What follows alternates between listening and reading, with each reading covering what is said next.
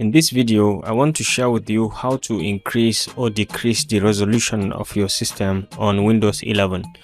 Okay, so to increase or decrease the resolution of your system and even the brightness, all you need to do is to start by coming to the start menu over here, and you come to settings over here, and then you can stay on the system. Under system, you can see display, monitor brightness, night light, and display profile. So you just click on it, and you can see brightness over here. Right now it's set to just 3 as regards the brightness. You can increase it to higher. Okay, this is 48. You can go as far as 100, and you can see the brightness, and you can decrease the brightness down to, let's say, 10, and you can enable the warmer light, night light, which is a warmer color to help you block the blue light. Okay, so once you enable this, it's going to bring in the blue light. Okay, so this is quite warmer, and it's less in terms of emission of the blue light. Okay, so you can disable that if you want, and you can come down here and you can see the resolution all the way. So this is the highest resolution of the system. You can take lower resolution if you want, and you can see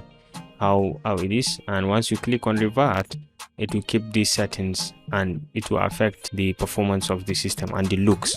So we're back to the highest resolution because the other resolution doesn't look quite good, but you can play around with it accordingly, and according to the speed of your system, according to the specifications of your computer, you can choose the resolution accordingly. Mine is quite strong, so I go with the highest resolution for so far. So feel free to adjust to your liking. So this is about display resolution. You can increase or decrease it accordingly. And then you have the display orientation. You have landscape, and you have portrait, and you have landscape flipped and portrait flipped. Anyone, you can feel free to try it and see how it works. So feel free to explore other features that we have over here, the graphics and advanced display, to see what you can add to your computer to look much more better. But for now, for this video, we stay at brightness and resolution of the system.